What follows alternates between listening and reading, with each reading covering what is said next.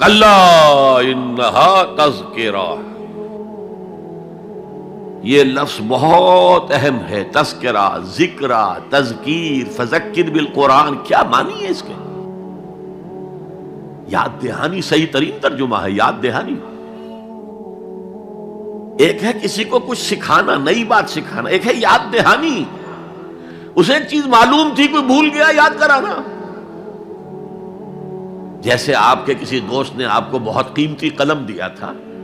آپ نے اسے بہت سنبھال کر اپنے ٹرنک میں رکھ دیا، اب سال ہا سال ہو گئے، نہ دوست سے ملاقات نہ وہ یاد، اچانک آپ نے کسی روز ٹرنک کھولا اور وہ قلم آ گیا، تو آپ کو دوست یاد آ جائے گا کہ نہیں؟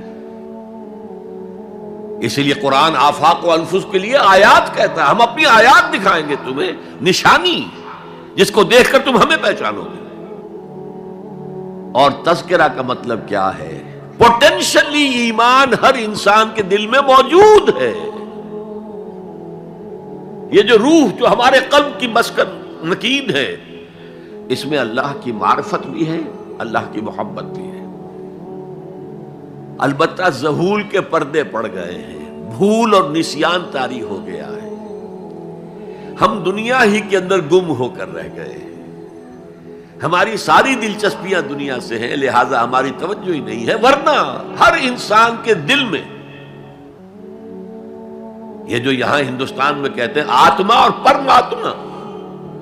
آتما اور پرماتما کا تو تعلق بہت گہرا ہے، ابتدا میں بنا دی گئی تھی ارواح، جب ہم سب کے سب تمام انسان آدم سے لے کر اور تا قیامت جو انسان آئے گا دنیا میں، ان سب کی ارواح پیدا کر دی گئی، اور پوچھا گیا الست بربکم قالوا بلا، یاد ہے؟ لہذا یہ تذکرہ ہے، یہ یاد دہانی ہے، تمہارے اندر موجود ہے، اللہ کی معرفت بھی موجود ہے، اللہ کی محبت بھی موجود ہے، لیکن کلا بل ران علی قلوبہم ما کانوا یعملون،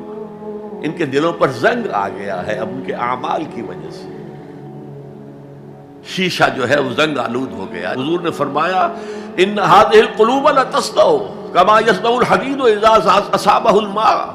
ان دلوں پر بھی زنگ آ جاتا ہے جیسے کہ لوہے کے اوپر پانی پڑتا رہے تو اس کو زنگ آ جاتا ہے۔ پوچھا گیا فما جلاؤها یا رسول اللہ، اے اللہ کے رسول ہماری تلواروں کو زنگ لگتا ہے، ہم پالش کرتے ہیں، سیکل کرتے ہیں، وہ پھر چمک اٹھتے ہیں، تو دل پر اگر زنگ آ جائے تو اس کا علاج کیا ہے؟ دو چیزیں فرمائی، کثرت و ذکر الموت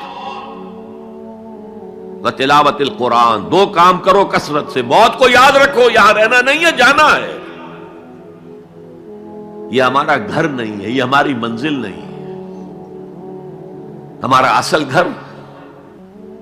جو حضور نے فرمایا انما الدنیا خلقت لکم وانتم خلقتم للآخرہ،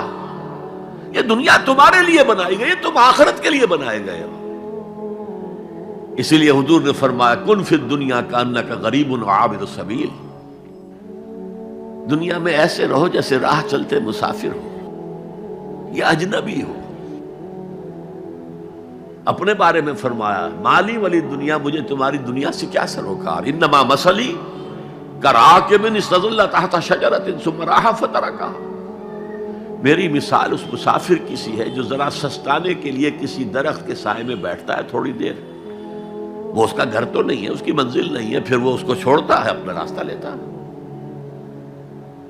یہ اگر ہمارا تصور قائم ہو جائے، کلا انہا تذکرہ، اب اس کے بعد جو الفاظ آئے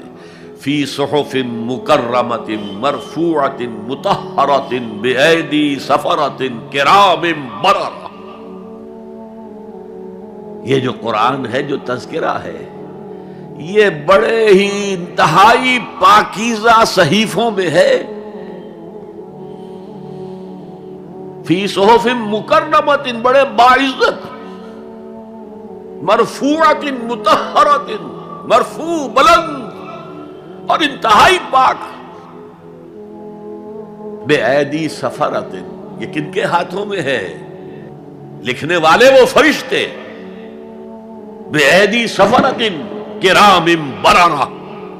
جو نہایت باعزت ہے، بہت وفادار ہے اللہ کے۔ یعنی اصل قرآن کہاں ہے؟ لوح محفوظ میں ہے،